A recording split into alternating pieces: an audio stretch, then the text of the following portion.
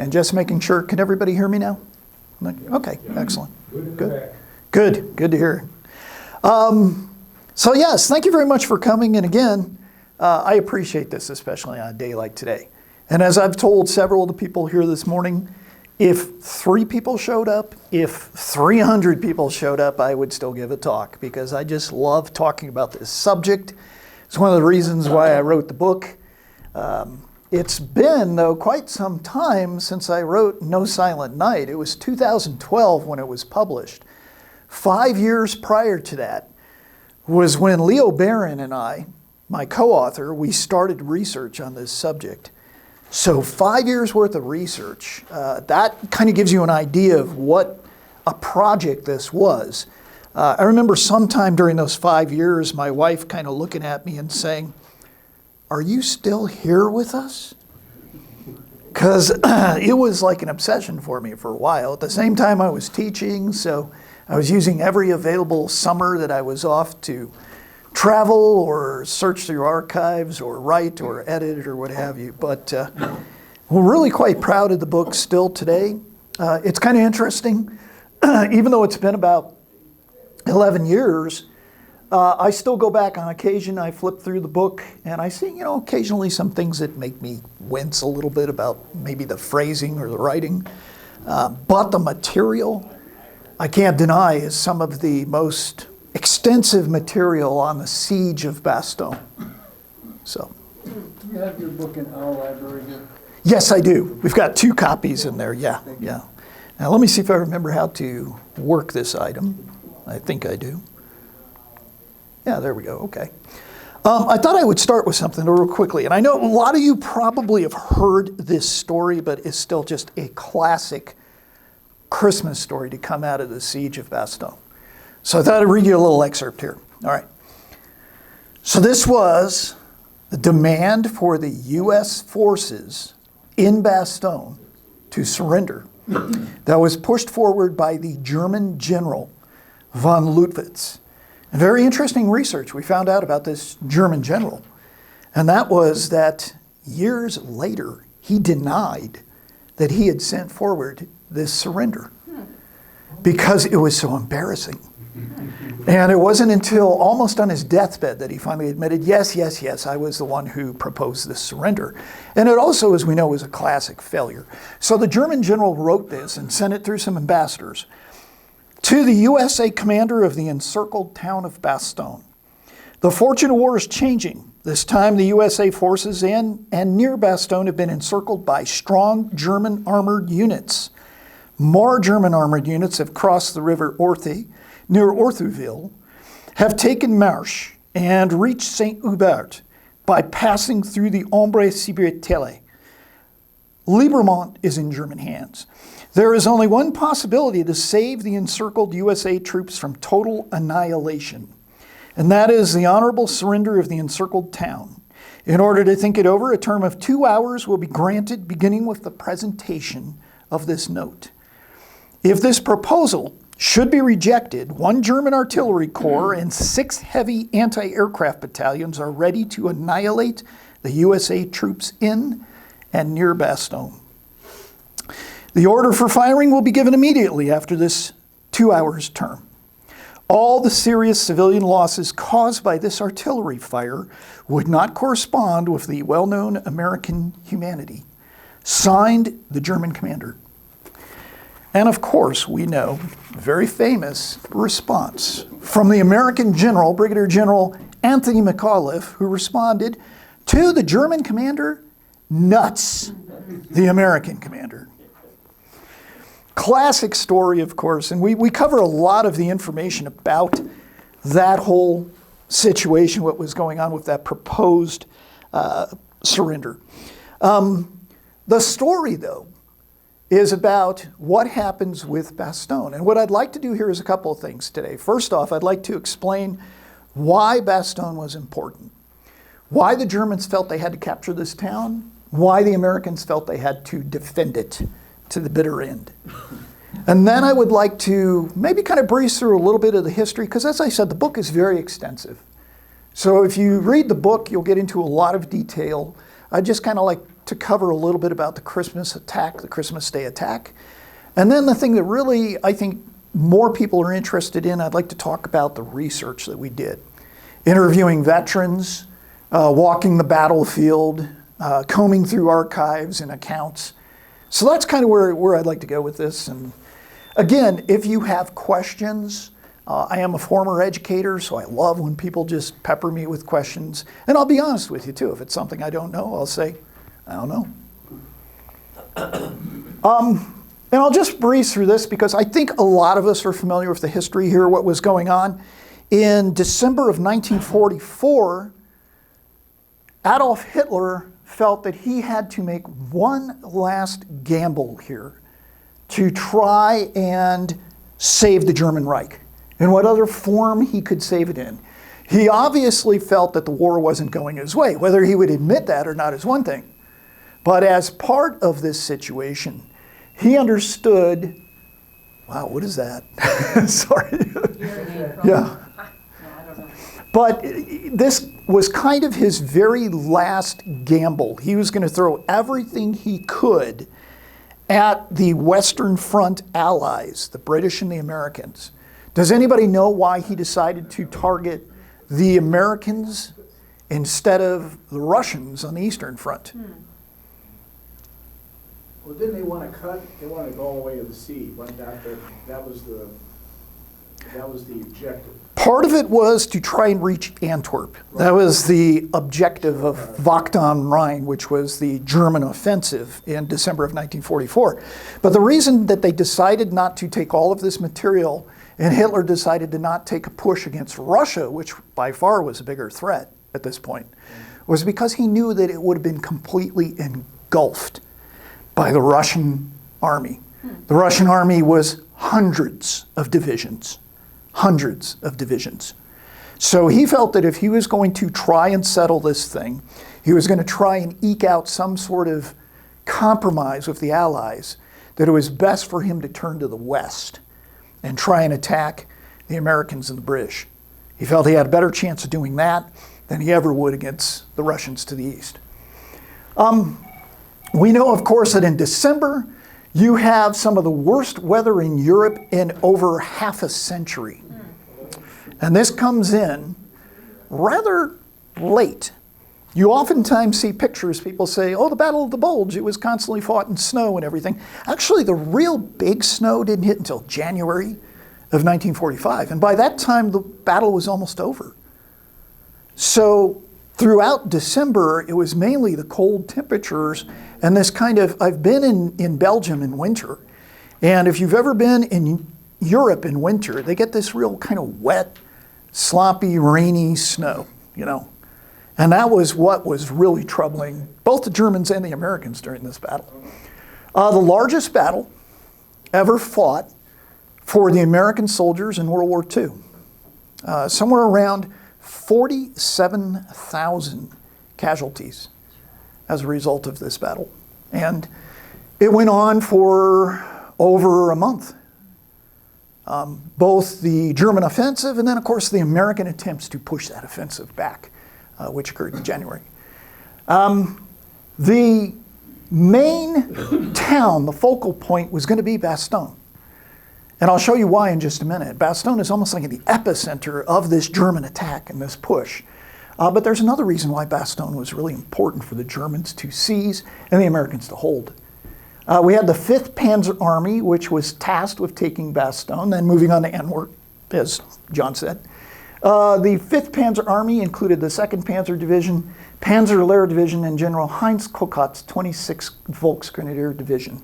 There will be a test on all of those at the end. I'm just kidding. It's just kind of important to know who was what here a little bit later, and if you forget, no big deal.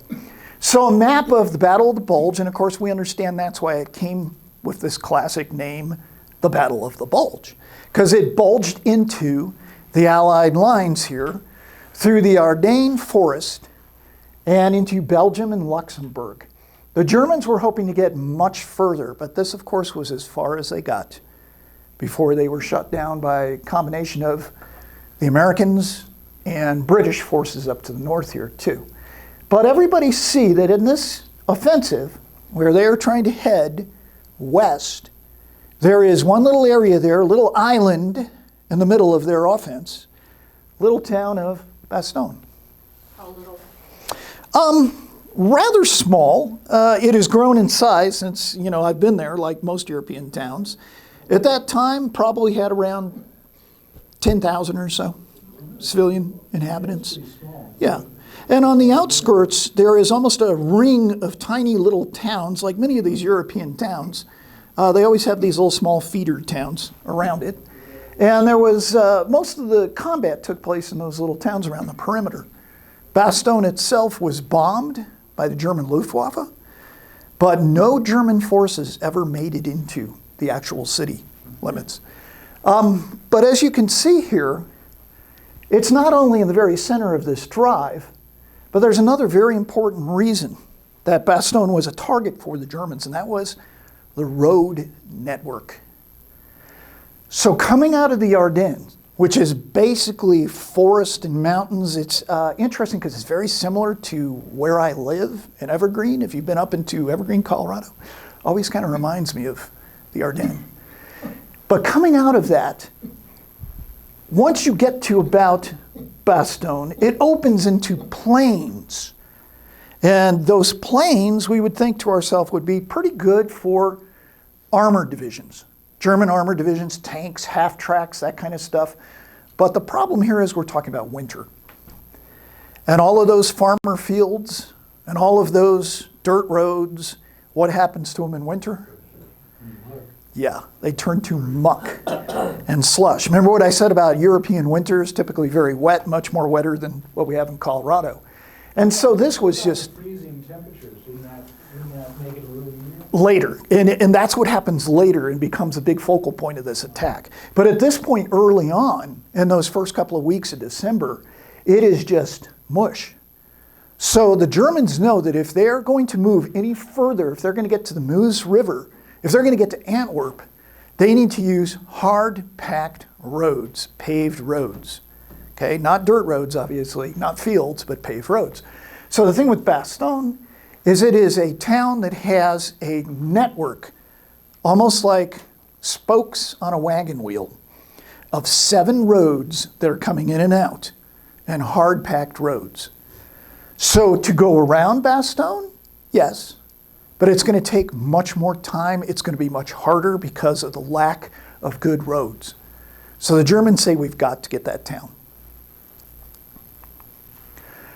To hold Bastongne, General Troy Middleton, in charge of the 8th Corps, needs reserves. After this attack occurs, December 16th, which kind of surprises the Americans for the most part, Troy Middleton, who's in charge of the area that gets attacked by the Germans, says, I've got to get some reserve divisions in here. Some of my divisions are falling apart.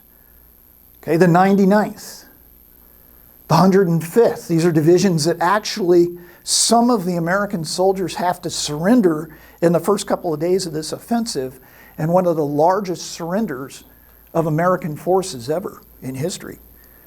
So he is desperate. He says, I've got to get some forces in here. And he realizes very quickly the importance of Bastongne. That's where his headquarters were.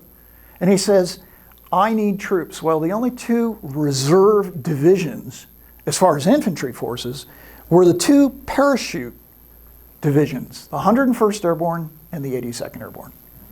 Interestingly enough, history could have been written very differently. The 82nd Airborne was actually marked to go to Bastongne. But they get sent to Werbelmont. And there is a junction, and one of the advanced teams for the 101st Airborne, some guys in a Jeep, go peeling into Bastongne, and right then, Troy Middleton says, no, I'm changing your orders. 82nd's going somewhere else. I need you, the 101st, in here, in Bastongne. And Eisenhower approves of that. They send the 101st in. Bastongne, though, is very quickly surrounded by these German forces. As a matter of fact, interestingly enough, General McAuliffe, the one we talked about, who was in command of the forces in Bastongne, he was in command of the 101st Airborne and everybody else that was in Bastongne, he narrowly narrowly makes it in on his Jeep before the road is closed behind him to the west by German forces. So he just manages to get in there. Imagine that, having your commanding officer get captured by the Germans or something, and here you are stuck in this town. One of the things that I'll touch on here too was some of the other units that also fought in Bastongne, because they haven't gotten a lot of attention. And I do feel sorry for these guys. When I talk to the veterans from some of these other units, they were like, hey, we fought in Bastongne too, but every time you hear about Bastongne, it's always about the 101st Airborne, 101st Airborne, 101st Airborne, you know. And as you'll see here, some of these troops played as important, if not even sometimes more important role than the 101st Airborne. Because remember, a paratrooper force is an infantry force and rather lightly armed. Okay, they didn't have big cannons and tanks and stuff like that, right? So they had to rely on some of these other units. Throughout the final days of December, after the Germans encircle Bastongne, they continue to try and find which is the way to get into this town. Okay, they try many attacks in the eastern part, the perimeter. They try the northern part. They try the southern part, and they keep kind of jabbing, almost like a boxer in a ring who's moving around as he's trying to sit there and jab and feint his opponent. They're trying to find which is the best route to get him into Bastongne and capture that key city. On Christmas Eve, the order comes down from none other than Hitler himself. He says, enough goofing around. You must take Bastongne. But there's a problem here for the German commander who is given that order. And you got to kind of feel sorry for this guy. Because the problem is, he's told the rest of the offensive needs to keep moving on if we're going to get to Antwerp. So the 2nd Panzer, Panzerlehr, all the other German units have to move on. And this one general, Heinz Kokott, with the 26th Volksgrenadier Division, is told, you have 2 jobs.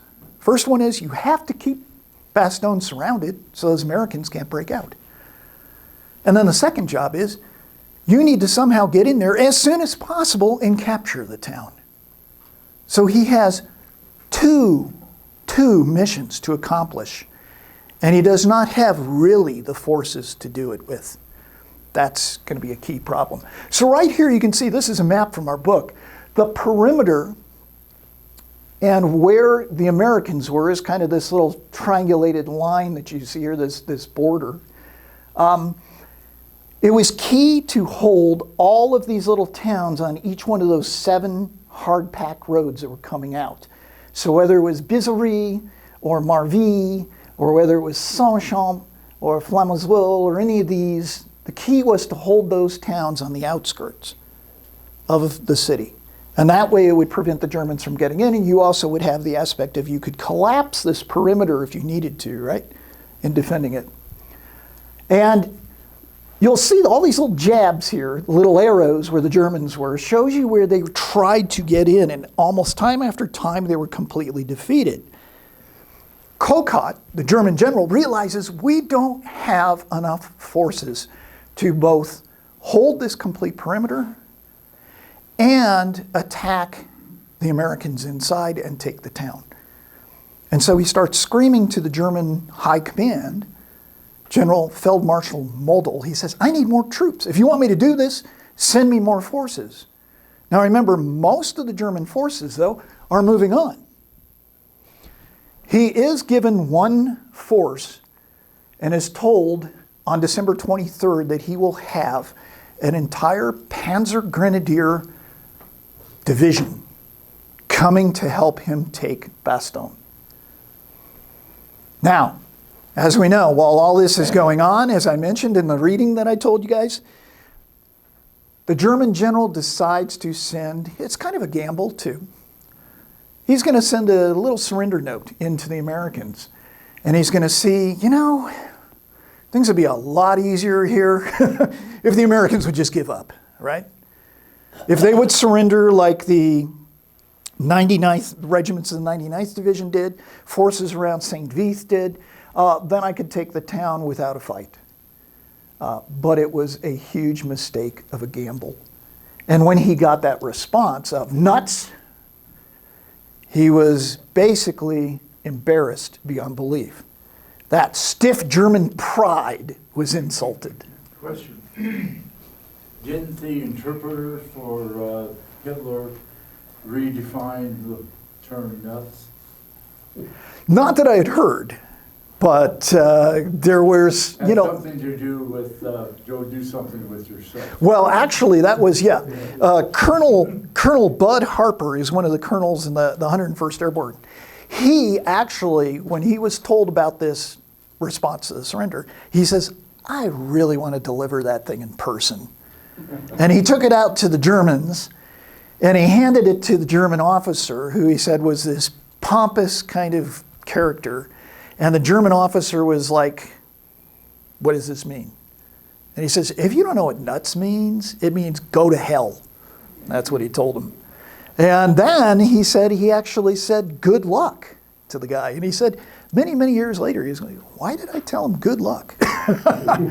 So, 26 Volksgrenadier, again, is left with this combined mission.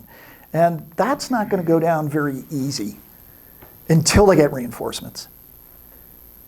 When they get the reinforcements, General Kokot is a little bit dismayed. He was expecting an entire Panzergrenadier division to show up. Not only does he only get one regiment from that division, but it is under strength. Because while it was trying to get to Bastongne, it was having to endure air attacks from fighter bombers, which destroyed a lot of the vehicles, a lot of the tanks.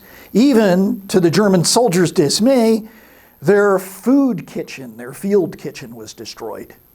So now these forces show up on Christmas Eve, rather piecemeal. They kind of come dribbling in, these tanks and armored vehicles and everything, and reporting to General Kokot. And as they start to come in, these poor German soldiers, they've got no food. They have seen some of their buddies be killed. Some of their vehicles have gotten destroyed on the route in. And they are absolutely exhausted. This is Christmas Eve. You know, they're also probably thinking about their families back home, and they're absolutely wiped out. They are exhausted.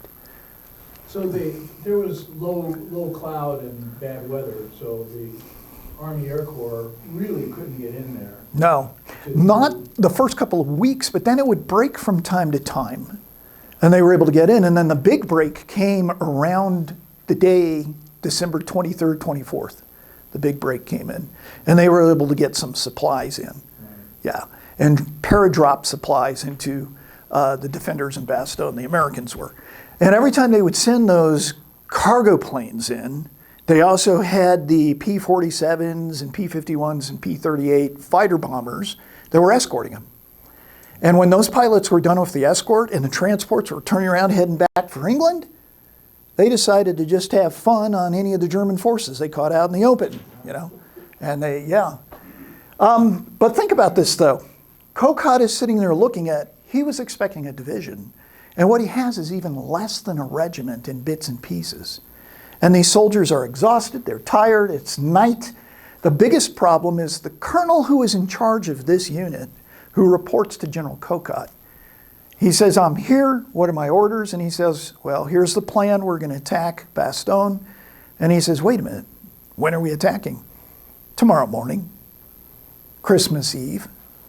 He goes, you got to be kidding me. I haven't had a chance to get out there and recon and take a look at the ground. It's night. My forces are exhausted. He says, too bad, you're going in first thing Christmas morning. Pardon me, I think I said Christmas Eve morning, Christmas morning. So, yeah. The attack was to be a three-part operation. And I'll show you the three parts of this. The northwest sector of Bastongne was determined to be the weakest area. The Germans were wrong about that, as I mentioned. They were dead wrong. One of the things that they had, though, was the frozen temperatures finally hit. And after the 22nd, you start to see snowfall.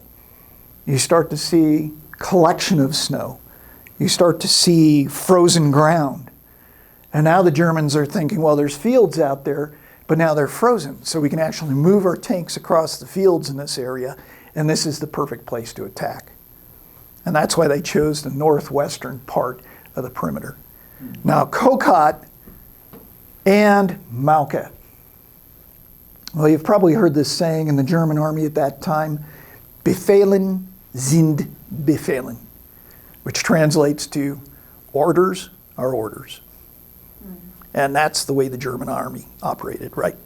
So whether or not either of these generals, and after the war there were interviews with them, felt this was going to be a successful attack or not, didn't matter.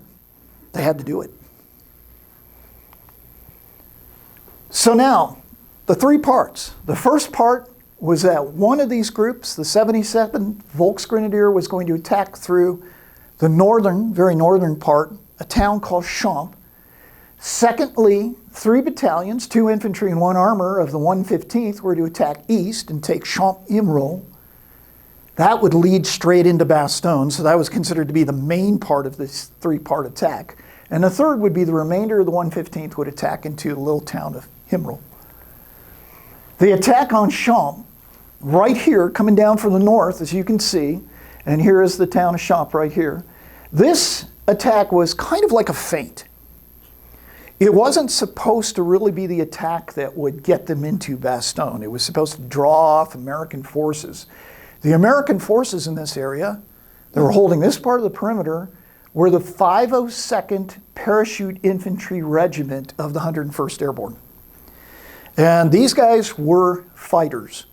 They had a captain in charge of one company in the town of Champs. His name was Wallace Swanson. You may have heard about him. He's actually pretty famous in World War II history. And he was a former football player, former football coach. And he looked at this whole thing as almost being like the defense you would put together for a football game. And he said, what I'm going to do here is I'm going to have a defense in depth in the town of Champs. The Germans get into Champs and they manage to take a couple of these houses, but he's very smart. He has his forces kind of back out, and then a little bit later in the morning, he moves his forces back in with the support of some tank destroyers. And more about these tank destroyers later. With that tank destroyer support, they're able to go ahead and eject the Germans from the town of Champs. There was also one other remarkable individual that we interviewed for this book, and his name was Willis Fowler. He was a corporal in the 502nd, and right there where you see the word MG was where his position, his foxhole was. He had a foxhole next to a chicken roost, one of the Belgian farmers had out there. And I guess what they had been doing makes sense. You know, they're running a little low on supplies and food. So as you can imagine, him and his squad are sitting there going in and taking a chicken out of the roost every once in a while and plucking that sucker and cooking it up. And he said that was the thing that really got him angry that night, because he had a chicken dinner all ready for him and a German shell came in and blew the chicken to pieces. So there goes your Christmas dinner, right? Yeah. But he was sitting there in his foxhole, and that night he said, looking around at some of his other buddies in his squad, especially the machine gunners, and they were just standing around. And he said, guys, that's not a good idea. He went through his 30 caliber machine gun, put out a canvas pad, stripped the gun down, and in the frozen weather cleared out all of the lubricant, because that would freeze, right? Cleared out all the snow and ice and grit, and went through that thing with a fine tooth comb. I guess he was nervous. And so cleaning the weapon just kind of eased his anxiety. But he put that gun together and took it apart so many times and cleaned it that when the Germans attacked in the morning, his machine gun was the only one working in the squad. The other guns had frozen up or jammed. And so the other guys start bringing him their ammunition, since they can't do anything with their machine guns.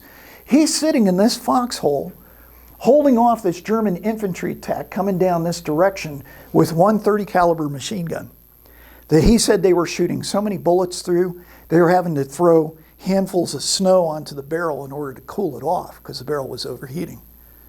But he manages almost by himself to keep this entire force from coming down that road and attacking. And he's just a simple kind of guy. I talked to him, former peanut farmer from Georgia. Yeah. And he, I think he got a Bronze Star for that. And when you think about it, could have maybe been a Medal of Honor, but, well. I have a question. Sure. I don't know much about these things, but Sure. why they see this fire coming from one place, wouldn't they have destroyed? They did. They did. And that's when he lost his chicken. So he said he saw some tanks up here on the ridge. And yes, after a while, even though he's in this little foxhole, there's only about this much of him out with the gun, they started firing tank rounds at him. The problem was it's kind of a very small target to hit with a tank round. Eventually, they did hit his gun. He and his buddy ducked down into the foxhole, and they put the gun out of commission. But by that time, it was late in the morning, and they had already pretty much saved the town. So yeah. Don, were you here a couple of years ago when we had the World War II symposium? We had a Bastongne veteran there. I think so. He told a story. Yeah. When I was hanging around talking to him, he told a story about, he said when he was in Bastongne, some damn second lieutenant came around and told all his men to oil their guns. Yeah, So they yeah. were. And he says, we knew Yep. we weren't going to Yeah. oil a gun. We Yep. were trying to strip them down. And I thought it was kind of funny, especially what you just talked about. Yeah, that's true. That's true. And I did, I was talking about my approach to history. I did some experiments with, I own an M1 Garand and an M1 carbine and a Colt 45. And I remember putting them out in the snow one really cold winter that we had a couple of years ago, and just to see what would happen. And actually, if you keep them clean, you don't let any sort of, liquid get into them, they work. Yeah. They work fine, even, far below zero. But the problem these guys were having is, you think about it, they're in these muddy trenches and foxholes, and the mud and water would get into the weapons, and then it would freeze, and then it would thaw, and then it would freeze, and that was the problem they're running into. Even tanks. They said that sometimes parts of the tanks wouldn't work, too, from that. But if you kept it clean, yeah, like this guy did, The second attack, which was the major attack, what they called the Panzerangriff, the panzer attack, the tank attack, was on the Rolly Chateau. Now the chateau, beautiful chateau, you'll see pictures of it in the book. This is where the colonel who was in charge of the 502nd had his headquarters. His name was Steve Chapuis. Now Chapuis has got these headquarters in this old Belgian chateau. Then he hears what's going on in Champs. He's radioing back and forth between Captain Swanson, and he says, okay, they're attacking up there, but I'm not going to go running around like Chicken Little, because this could just be a feint, right? And he had good judgment because, as we mentioned, the attack in Champs was kind of a feint. This was the main attack. So he said, I'm going to hold off there and trust that Captain Swanson and his men have things under control. But I've got to save some forces down here in this sector, especially if there's armor coming in. And sure enough, there is, because this is the main part of the attack. Colonel Malka's 115th Panzer Grenadier Regiment coming in on these panzer tanks and these Stugs, these little self-propelled guns. And there's about 20 of these that are in almost like a line of attack here, rolling over the fields and trying to penetrate. They're aiming for this road, because this road will take them into Bastongne. Okay? The first group that they almost run over is a group of every division, airborne division, had a glider regiment as well. And this was the 327th, also known as the 401st. Part of it was the 401st. And they were these glider men, and they were dug in out there in the perimeter, A, B, and C companies. All they are is infantry. All they have is machine guns, bazookas, mortars, that's it. And they see all these tanks coming towards them, with German soldiers piled on the back of these tanks, riding on these tanks. And flamethrowers, which actually weren't that effective in the middle of winter. But as the Germans are steamrolling towards them like this, they also do something really smart, and they also do something really fortunate. And that is, their commanding officers tell them, get out of the way, And as soon as the armor passes through, there'll be infantry walking behind them. And as the infantry is walking behind them, get back into your positions, and then we've done what? Yeah, we've closed them off. And that's what they do. They get out of their foxholes, and as the armor comes through, thank goodness not one of them was hurt. And then as the armor goes rolling past, they get back into their foxholes. Remember, this is at night, well, early in the morning. It's dark. And they get into their foxholes, and they wait for the infantry to come through, and then they just open up on the infantry. The tanks are still moving on. They don't even know what's happened to their German infantry. It's fallen behind them. The German tanks get to this road, and when they're there, the strangest thing happens. And my co-author and I, we interviewed a lot of people. We looked at a lot of the divisional reports from the Germans. We still don't know exactly what was going on, but they stop. There was one radio message from the German tank commander back to Colonel Kokot, and he said, "We've made it into Bastongne." But they hadn't. Remember, this is dark. They had no time to recon the area. So they probably thought when they saw some of the buildings in these little towns that they were actually in the city, but they weren't. And they stop. And the German armor just sits there. There were accounts from some of the Americans, eyewitness accounts, they said it's just puttering around. Looks like the Germans were having breakfast or something. And they don't know why they stopped. My thought was, and my co-author is, we think that they were waiting for the infantry to catch up. But remember, the infantry is not going to catch up because they're being slaughtered about 500 yards behind them. So finally, after waiting for almost an hour, the Germans hop back in their tanks. And we're not exactly sure why, but some of them start heading up this direction and the others start heading this direction. As to why they were heading up towards Champs, we've never been able to figure out. We don't know if, again, they're lost. It's dark. Because it seems they're going in the opposite direction of Bastongne, right? But as they're heading up to Champs, maybe they were trying to connect with the German forces who were attacking up there at the time or whatever. But when they do that, they pull themselves broadside. On a German tank, or any tank, as you probably know, the front is the most heavily armored part of the vehicle. The sides, less so. And as soon as they start moving sideways like this, there are two American tank destroyers that are in the woods right here. I talked to the commander of one of those tank destroyers. They were using these little M18 Hellcat tanks like this. Very fast, speedy little vehicles. Okay, I think they had a top speed of almost 50 miles per hour on a road. Yeah, but very lightly armored. But they had a very powerful anti-tank gun on them, a 76 millimeter, which could actually penetrate German armor. We always hear about, the Americans never had good guns that could penetrate German armor. Well, that was one of the exceptions. And now these German tanks have pulled sideways.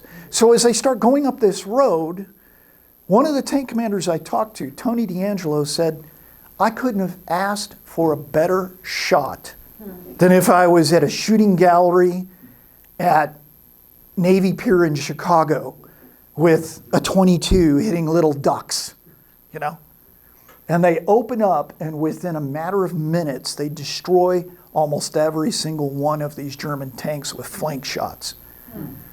The paratroopers who were in the woods also didn't even know that these tank destroyers were there. They were almost all ready to say, "That's it, we're done for." And then all of a sudden, these two tank destroyers open up, and they're like, "Hey, we actually like these tank guys now, Maybe we shouldn't give them so much, crap." So the American forces really start to fight back. Sure, they're a little shook up early Christmas morning, but after a while, they start to figure it out. And this attack starts to sputter out. There's a 705th Tank Destroyer Battalion. This was the group that I wanted to mention, especially doesn't get enough recognition for what they did in Bastongne. Because when you think about it, those American paratroopers were not going to stand much of a chance against German tanks. Had it not been for this Tank Destroyer Battalion being in Bastongne with them, the whole story of Bastongne may have turned out very differently.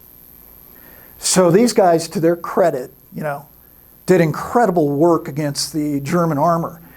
And if any of you know anything about tank destroyer philosophy during World War II, the idea was that tank destroyers were supposed to ambush German tanks. Not to try to go head-to-head in battle with them because they didn't have the armor. They had very thin armor, and they would be completely destroyed. This later becomes a problem. When the Americans are on the offense, and they were breaking into Germany in 1945, these tank destroyers are destroyed left and right.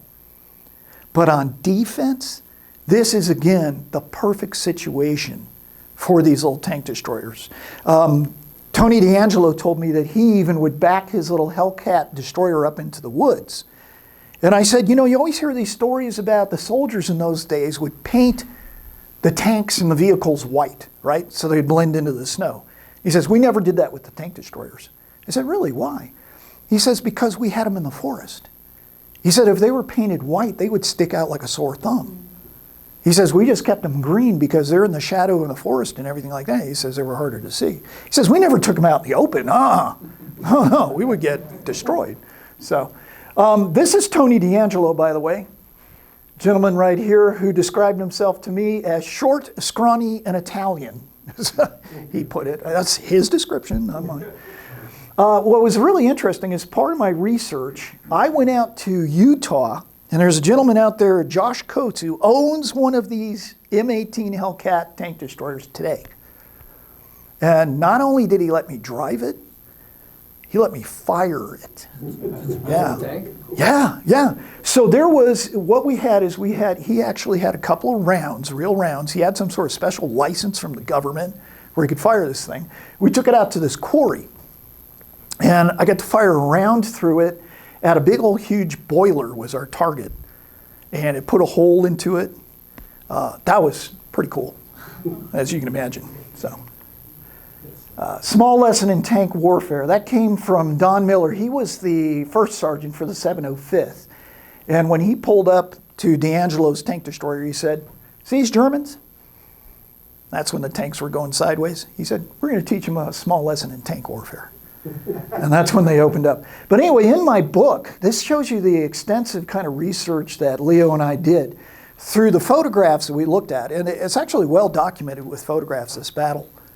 You could find all the tank wrecks in the photograph, and we could position exactly where they were, and we could even position who hit what with what tank in some of these situations. From going through the records and then looking at the photographic evidence and looking at maps and everything. So, the line holds at Bastongne. The 115th Panzer Regiment, or Panzer Grenadier Regiment, was almost wiped out completely in this battle. The weather continued to clear, and as we mentioned, more relief flights were coming in, dropping supplies. On December 26th, as a late Christmas present, Patton's forces break through from the south, and Bastongne is saved. Although you guys know, if you ever hear 101st Airborne Paratroopers say, we didn't need to be saved, we didn't need to be rescued. But the Germans were never able to mount another major attack on Bastongne. This was it. They had pretty much done their worst, and it had failed. And from this, then, the entire offensive, because they could not take Bastongne, the entire offensive sputters out. And the rest of January 1945 is a story of the American troops pushing those forces back. After Bastongne is relieved, Bastongne becomes kind of the focal point. Question. Go ahead. Yeah, the question, so didn't Patton's cut off a lot of the Germans, so there were a lot of German POWs? Yeah. I mean, there were to a degree. When he was coming up from the south, and Cibray in those areas, and forcing his way into Bastongne, he actually encountered a lot of pushback. There was some of the hardest fighting around, because you think about it, the Germans are trying to stop this corridor. They're trying to block his passage in. And yeah, I mean, there were accounts where he took a lot of prisoners, his forces did. Even the guys in the 101st did. There's photographs you can find during the Bastongne siege of German prisoners working in the town of Bastongne. And the Americans put them to use a rather grim task. They were burying bodies. That's what they did with the German prisoners. So yeah, I mean, this I had already mentioned, so I'm not going to go into too much detail here about some of the extensive research that Leo and I did on this.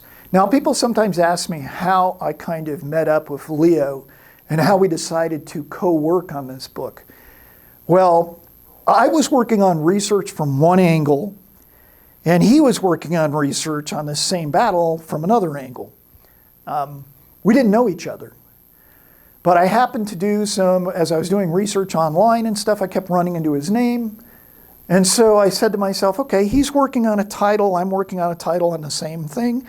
Instead of competing books that we would put out there, let me see if he would be willing to work with me, and we would work on a joint book. And I called him up and he said, yeah. He says, I've got like half of the story, you've got like half of the story, let's put it together and work together. And it worked out pretty well.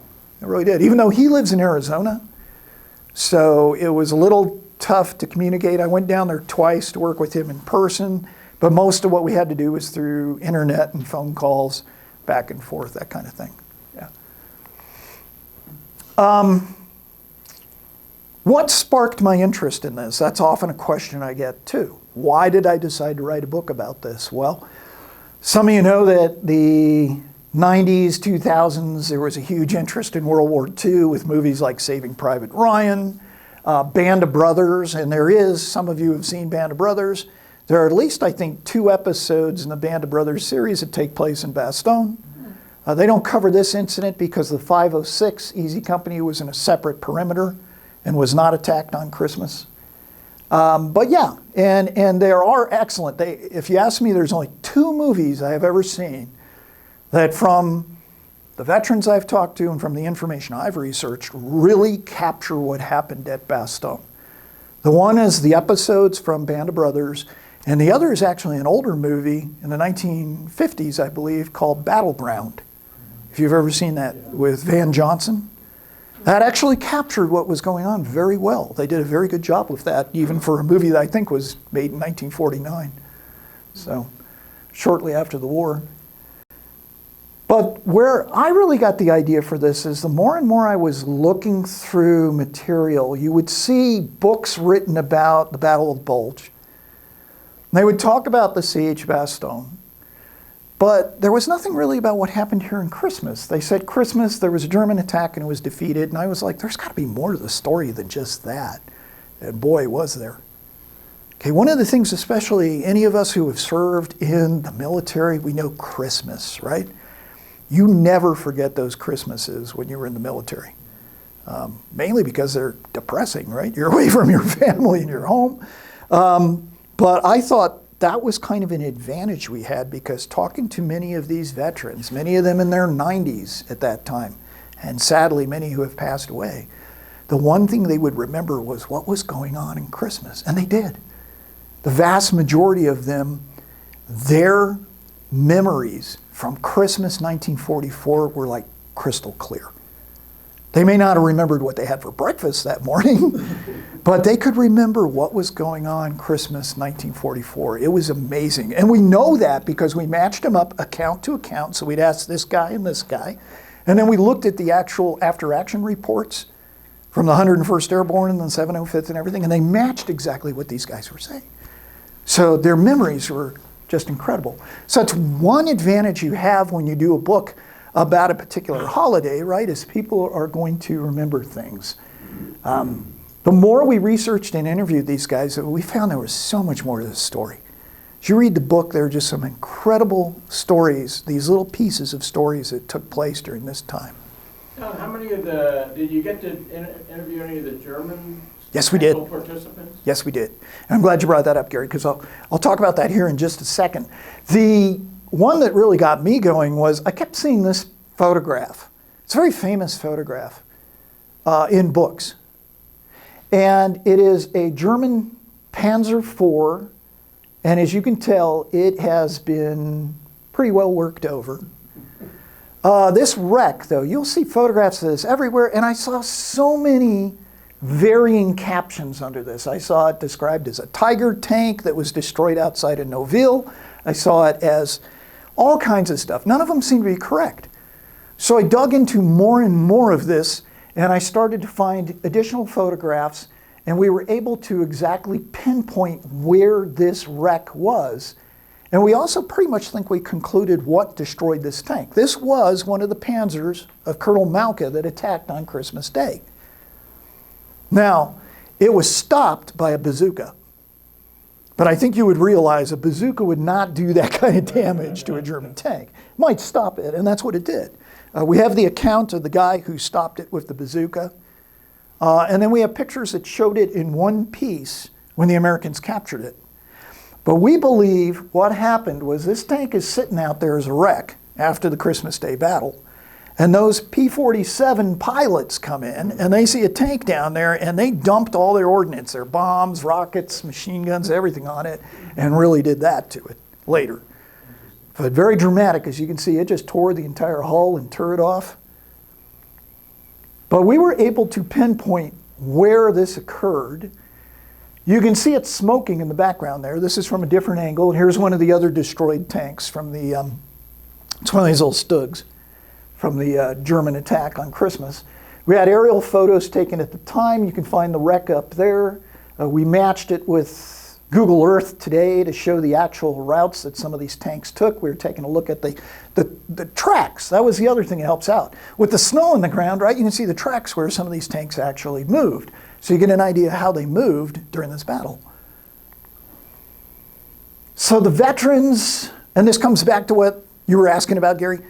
We predominantly interviewed American veterans. German veterans are a little hesitant to talk about World War II, a number of them. And as a matter of fact, I did run into a couple of German veterans who absolutely, I phone called them and they said no, they didn't want to talk about this at all. But we did get this one gentleman, and his name was Lindemann, and he was with the 77th Volksgrenadier, and he was very forthcoming.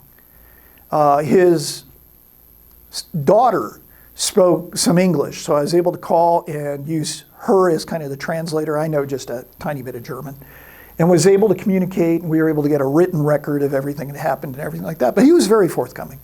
You know, he even admitted to me, he said, yeah, when we heard that we were attacking in this huge offensive, I thought it was going to succeed. I thought we were going to make it all the way to Antwerp. I believed Hitler. But he said after Christmas Day and after we were defeated and we were shot up and everything, he said, I realized that that was it. The war was over. There was no way we could win. But the problem, of course, was so many of these veterans have passed away. Tony D'Angelo has passed away. Carmen Gysi has passed away. Many of these guys since. Unfortunately, Tony D'Angelo passed away when I was working on the book. But it was amazing that he was able to give me a full record of things before he died. And I sent a couple of copies of books to his son afterwards. And I said, you need to remember your father for this, because what he did was amazing. Memory is a tricky thing. Here's an example. Tony D'Angelo kept telling me the story where he was near the shrine. And on Christmas Eve day, he said he walked up to this concrete shrine in Belgium, outside of Bastongne. And he said he looked over the side and he saw German tanks that were gathering about 600 yards away, getting ready for the attack on Christmas morning. And he said, I remember that shrine. It was concrete and it was up near Longchamp, and I remember it was there. So when I went to Bastongne, I'm driving around my little rental car, and I'm trying to find this place because I'd love to see exactly where he was and where he saw this. And I can't find it. There's nothing. Exactly where he told me it was, I couldn't find anything. There's a couple little farmhouses there. And so I went up to one of the farmhouses and I just said, I'll take a stab at this, maybe they'll know.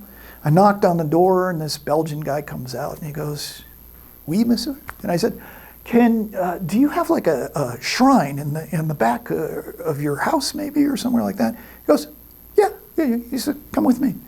So I went into his backyard. As you can see, his kid's got the soccer goal up and everything like that. And in his backyard, that shrine's still there. Yeah, it's just the house had been built afterward, which covered it from the road so you can see it. And you can see this hillside back there where Tony said he saw all the tanks gathering, So memory, interesting, huh? This guy's memory. And this was just weeks before he passed away, but he remembered this stuff just crystal clear. Yeah. John? Two questions. If you Sure. don't mind. One is German impersonating U.S. soldiers. Yeah. I want Yeah. to talk about that. And Yeah. then the other one was artillery fire on it would have been the eastern side where the forests were. They said that those air bursts rained Yes. Yes. shrapnel, but also wood Right. splinters down on the guys. Yeah. And to that last point, of course, we learned that too as well. And when the Germans were in the woods and we were doing counter battery fire, we were doing the same thing. But the interesting thing was one of those airdrops delivered the radio proximity fuse to the Americans, which was one of the very first times it was ever used in battle. Now that was a radio signal which, remember, could be sent off, and as the shell flew out from the gun and it got over its target, you could detonate that shell wherever you wanted. You could detonate it as an airburst in the woods and send down all those splinters on the Germans. You could detonate it in the ground, or you could detonate it midway or whatever. And so that came in handy later too. And that's a good point on artillery too. If you ask me, the thing that really won the battle for Bastongne was, a combination of all of these groups, obviously American groups working together. But the thing that, if you ask me, really won the battle was American artillery. General Anthony McAuliffe was the artillery commander for the 101st Airborne Division. The reason he was in charge of this situation is because the regular commander of the 101st Airborne was in England at the time this attack took place. So he was, by chain of command, he was in charge of the 101st Airborne Division. But he knew artillery. And actually the Americans had a surplus of artillery in Bastongne. That's one of the good things we had. And think about it, when you are surrounded and you are in an artilleryman, you can fire anywhere around 360 degrees and you're going to hit Germans, right? So that was an advantage that we did have. Lots of guns. There was the guns that came with the airborne units, which were rather smaller versions because they'd be put down by gliders and stuff. And we had a couple of larger, like the 155 Long Toms. We had the M7 mobile artillery platforms, everything. And McAuliffe really understood how to use artillery. He knew where to hit collections of the Germans when they were forming up even before they attacked. So he was an artillery genius, and if you ask me, that's really one of the things that helped. We actually did kind of like a rough count, Leo and I, and we determined there were more artillery guns, gun per gun, the Americans had in this battle than the Germans. So the Germans had a lot of other stuff too, tanks and, where they outnumbered the Americans. But as far as guns, that was actually one of the areas, artillery, where we actually did outnumber The Battle of the Germans. Hürtgen Forest was so deadly for us because of artillery. Yeah. And then getting back to your first point, there was none of that really took place in Bastongne. These Operation Greif, the German, you probably have heard about these. They had these special English-speaking Germans that were dressed up in American uniforms and infiltrated in jeeps and stuff during the beginning of this offensive and fooled a lot of the Americans and everything. And as we know, of course, there were very few of them, but the paranoia that they spread was very effective.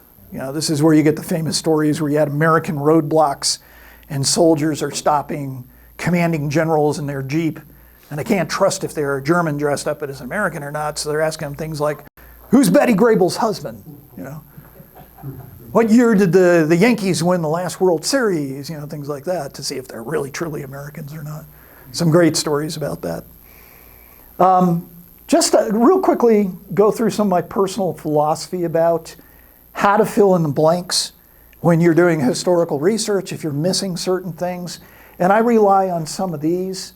Wargaming is one that I really do. And I built these wargame boards with tiny little tanks and stuff like this. So my co-author and I could really figure out where this attack took place, where these tanks were lined up and everything.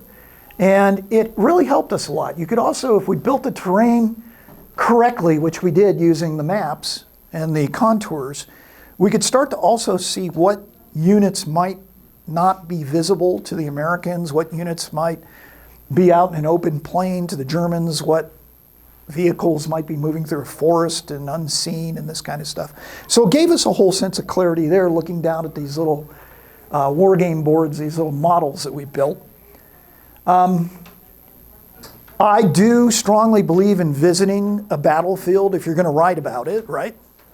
And I did extensive work around there, so did Leo, using Google Earth, confirming where some of these incidents took place. You'll see the destroyed German tanks along the Himroll Road here, and you'll see what it looks like today. And and so we were able to do a lot of that, pinpoint a lot of positions there through actually visiting and then taking a look and referencing our maps. And the other thing too is to see what kind of viewpoint. You know, what did the soldiers see when they're looking out of these woods? What did it look like when the tanks were coming over a ridge or what have you? Reenactment, I used to do some reenacting. I know we got some people here at the museum that do that. And people say, well, what kind of historical information does dressing up in uniforms back in World War II and riding around in World War II vehicles and stuff provide you with? And actually it provides you with quite a bit. I learned a couple of things, like one is how quickly water freezes in an aluminum canteen when you're sitting in a frozen foxhole. I learned how long it takes to dig a one-man foxhole in the frozen ground, you know, with one of those little entrenching tools that they had, which are a piece of crap anyway. But you get my point. Wearing the clothing also, I wanted to see, you know, how are these guys doing? Because as we know, they weren't fully supplied with winter clothing. So how well does this clothing hold up in cold weather? And I'll tell you one thing. This wool coat right here, wonderful, actually.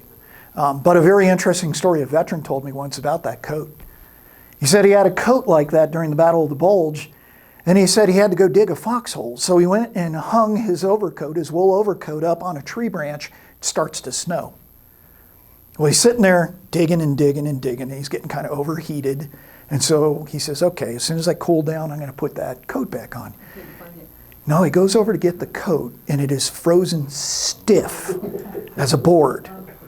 And he said his buddies gave him so much grief about that. He's carrying this thing around like a log over his shoulder until it melted again and he could wear it. So, yeah, true story. Zeitgeist is another one that's important. I see this with a lot of historians, a lot of authors. They kind of also forget the time period. They forget the mentality of people back then. They forget the culture of what it was like during the Civil War, during the Revolutionary War, during World War II, or what have you. That seems to be, you know, you have to put it within that environment to really understand the way people think, to understand things. For instance, here's a perfect example. Tony D'Angelo told me that his tank destroyer, his M18, was nicknamed No Love, No Nothing. And I had no clue what that was about. Some of you might be old enough to know, maybe. There's a very famous song during this time, sung by Ella Mae Morse, a classic big band song called No Love, No Nothing. It's actually a wonderful song. And that's what it was all about. But how would I have known that unless I went into the culture and, you know, took a look at what was the popular music, what kind of music did the soldiers like during that time, that kind of stuff. Yeah. Anyway, that is that. Are there any other questions about the book back there? Probably get that asked every time you give us a talk, but were you ever approached for any kind of a production of this of any type? Like a movie? Do you know anybody? I read your book. I'm just saying it yeah. seemed like it had a lot of good material, and I'm surprised if you haven't at least talked to somebody about it. Yeah, no, we would love to. I remember that when it first came out in 2012, I think it was around 2013, 2014. And again, remember, this is when the World War II craze is really big. Our agent had said something about, you know, we'll float it out there and see if anybody would bite. But nobody, as far as I knew, like from HBO Hollywood or anything like that ever bid on it. So, and I've heard stories about that. I've heard from other authors that timing is almost everything. So people who write books, history books, like, Band of Brothers, Stephen Ambrose, or what have you, it's almost like if you don't hit at that exact moment, Hollywood just moves on to whatever the next, big fad is. The Barbie movie or whatever. I didn't hear too much in your talk about the actual people of Bastongne. Yes, how thanks. they Yeah. responded. Yeah. And that was the one thing that, Leo and I really wanted to do with this book. That's another thing that kind of irritates me about some books I read about history and battles and stuff like that, is they don't get all sides. And we wanted to get all the sides. And we wanted to get the German perspective, obviously, on this battle, not just make it the American perspective. But while we were working on it, all of a sudden we thought, well, there's a third perspective here too. And that's the Belgian people, the civilians. And so we dug into some information about that. I think it especially hit me after I went to Bastongne and I talked to some of the people around there who had family who lived through this. And we did. We were able to get some accounts from some of the civilians as to what was going on. About half of the population of Bastongne got the hell out of there when the Germans came. I mean, think about this. They had been occupied by the Germans several times in history. Remember, even back in World War I, by the Kaiser's troops. So they were knowing, they were like, it's time to get out of here. The other half took refuge in basements in many of these towns. Sadly, many of them went to the outlying towns because they thought it would be safer than staying in the city itself. And as we know, that's where most of the combat took place, was the outlying towns. And then some of you are aware of the very famous story of two Belgian nurses, Renée Lemaire and Augusta Chivy, who were kind of like conscripted to work as medical personnel for wounded American soldiers. And there was a 10th Armored Division's hospital, and the Band of Brothers, it makes it look like it's in the church, but it wasn't. And during that night when the German bombers flew over, a bomb went straight into that hospital, killed over 20 wounded GIs, and sadly killed Renée Lemaire. Augusta Chiwi, who was a Belgian Congo, she was Congolese, she was African, was actually blown out the window of the building and survived. She was like the only survivor. So you don't really see that in Band of Brothers either, but she survived, but almost nobody else did. So that was a huge tragedy on Christmas Eve. But yeah, I mean, the people suffered greatly. And what was amazing is talking to many of the veterans who said they returned to Bastongne after the war, and they said the people were so appreciative. They said they were flying American flags at every house. And I still found that today too, even when I visited Bastongne, and the last time I visited was 2019. And many of the Belgian people were just overjoyed for Americans. You may not find that everywhere in Belgium, but certainly in Bastongne. Yeah. What's the difference between a tank and a self-propelled gun? Well, the self-propelled gun, the Stug, was a fixed gun. It did not have a turret. And it actually had more the Germans used them as tanks basically, but it had more to do with the German philosophy, their doctrine towards warfare. They felt these were assault guns, and they were pretty much not supposed to go like battle tank to tank. They were supposed to support the infantry. So yeah, but they were using them basically as tank destroyers by this time in late World War II because they were running out of stuff. Yeah. Where was the tank destroyer battalion from? The 705th? Yeah. You mean how did they get into Bastongne? No, where were they from? Where was their... Oh, in the States. Various places. Tony D'Angelo was from Ohio. And the unit did their training out at a place I'm pretty familiar with, the National Training Center. Back then, I forgot what it was called. Mike, you might know. What was it called in the past? Oh, which one? The National Training Center, Fort Irwin. It was called something else in the 40s. But it was the big tank training area out there. And they trained out there, and they actually had one of the highest rates of marksmanship out of any of the tank destroyer battalions. And when I talked to Tony D'Angelo, he said he thinks that's another reason why they were very successful. He said all of our gunners were very well trained. He said that's why when they went up against these German tanks, they hit with almost every round. I think he said his own tank fired like 8 rounds and only 2 missed. The other 6, each one hit a tank. So that's pretty good shooting, you know, and that's from about 300 yards, which albeit was pretty close, but yeah. Yeah. Any others? Great job. Well, thank you. Yeah, thank you. I appreciate you coming Could you out. call up your map which showed the overall Yes. area? We can do that. I think we What I'd can. like to do is just blow the horn for combat engineers. Now, why would you do that? Let's see, how do we get out of Let's see, here? let me go back. Yeah, guys won the war, right? you can do it. Well, we helped. Well, he is right, though. Wait till you hear what Mike has to tell you, because they played as crucial a role as any other troops in this battle.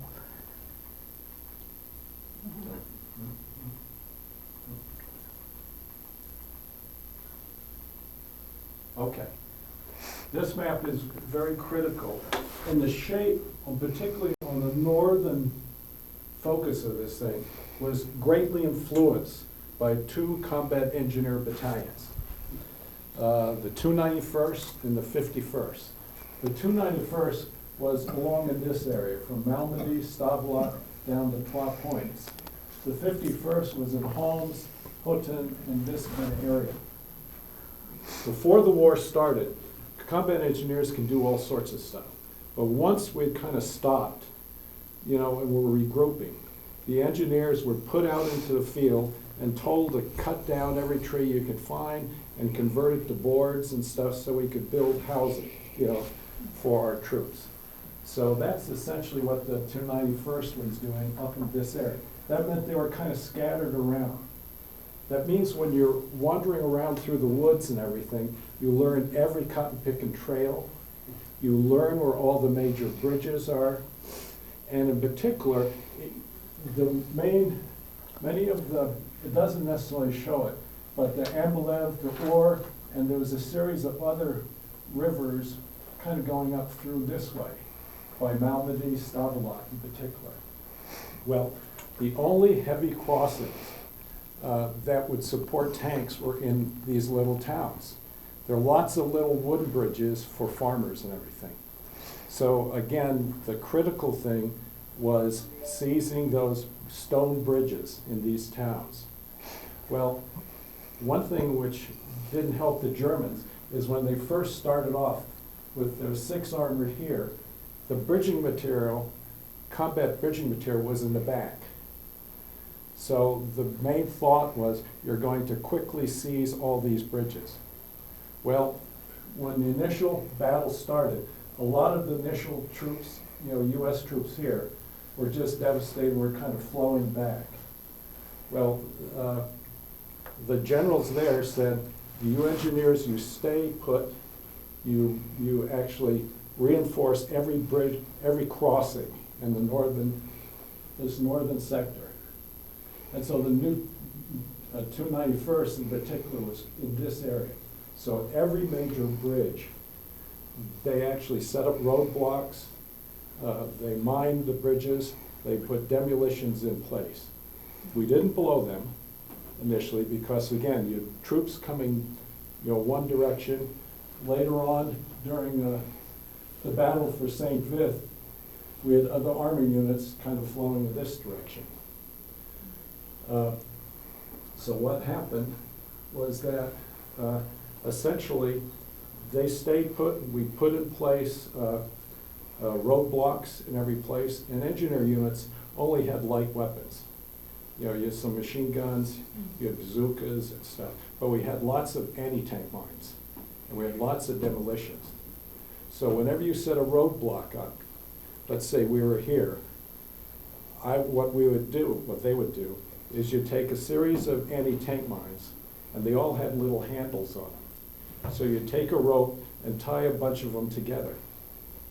And then if this was the road where the tanks were, initially with your roadblock down here, you would just put the mines right in here with your rope coming across.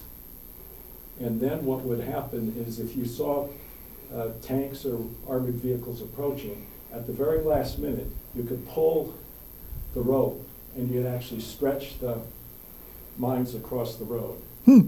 And, you know, during the battle and you're hold up inside a tank, you don't necessarily see that. So in the early days, they were able to actually reinforce this whole stretch. And even though the main thrust was going to be up this way, they actually were prevented from moving on down.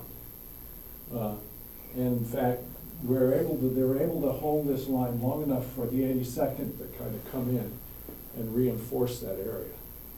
And in fact, General Gavin, once this was kind of over, ended up saying the stubborn defense of the area between Staffelet, Malmedy, down the Holmes, the engineers fought as effective as a combat division. And so just had to at least highlight a little bit.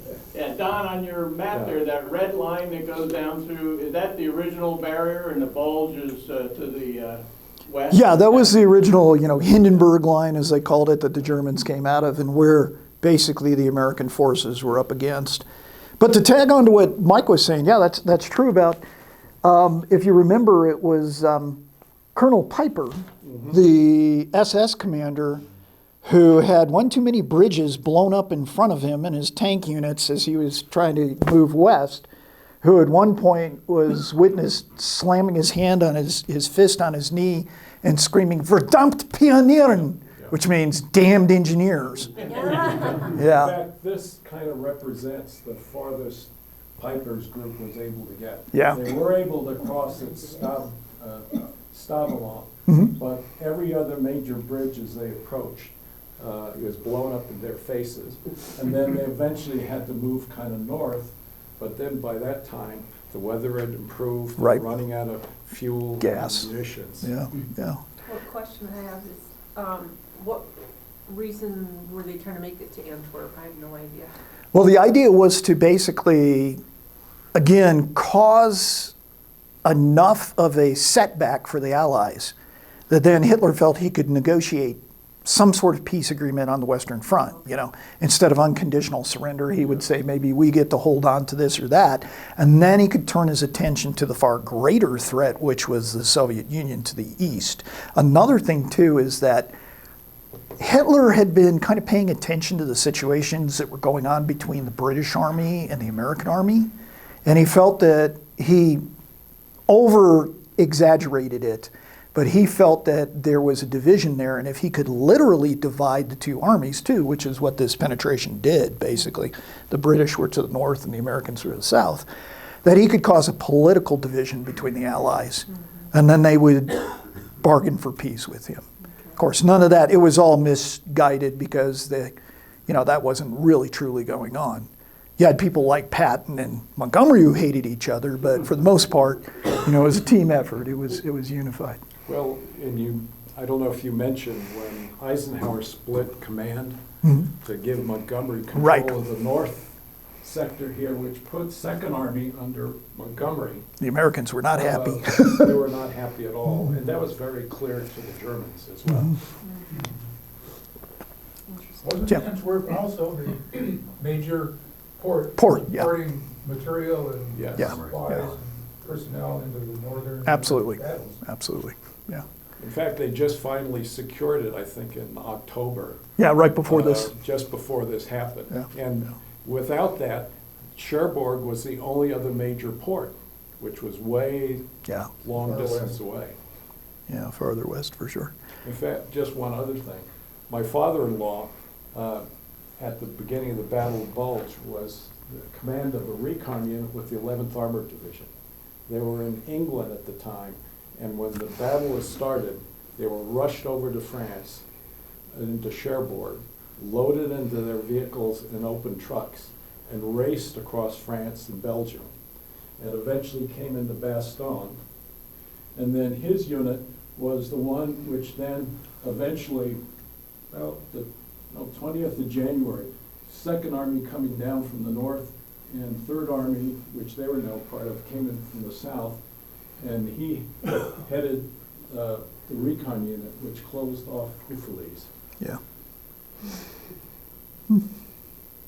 So, Well, thank you very much. Yes. And again, visit some more. I think Don has copies of his book here. Yes, Don't if you? somebody would like to one? purchase a copy of the book, I wanted to do 2 plugs. The first one for my book. That's kind of my retirement plan. No, Yeah. just kidding. But yeah, I mean, it's always appreciative. It's $15 a copy. Unfortunately, I can only do cash or check. But if you have that and you would like to purchase a copy, if not, you could also give me maybe, your name and phone number, and I'll keep in contact with you here through the museum, and I can get you a copy. The other thing I'd like to plug too is I have a blog, a website where now that I'm no longer teaching and I'm retired, I like to just put out military history and stuff like this, little odds and ends about things that fascinate me. And that is called the doubleedgedsword.weebly.com. It's on the back of the little flyer. And if you're interested in this kind of stuff and you want to participate in a blog, you're welcome to tack on there and give me your opinions or what you're interested in or however you want to communicate. Are there any follow-up books in the works? I have been working on several books over the last couple of years. My agent is very, very picky, and he's turned down a couple that, and it's kind of frustrating when you get about 35% of all this research and writing done, and then your agent says no. So I'm kind of at a point now where I'm thinking about doing some more self-publishing, maybe. Don Cygan did that Yeah. with yeah. his book on Yeah. air defense. I mean, you're never going to make the same type of money or anything, but at least, for me, I'm not in it as much for the money as there's stories I want to tell. So yeah, for sure. So we'll get him back for other stories. Yeah, absolutely. Yeah.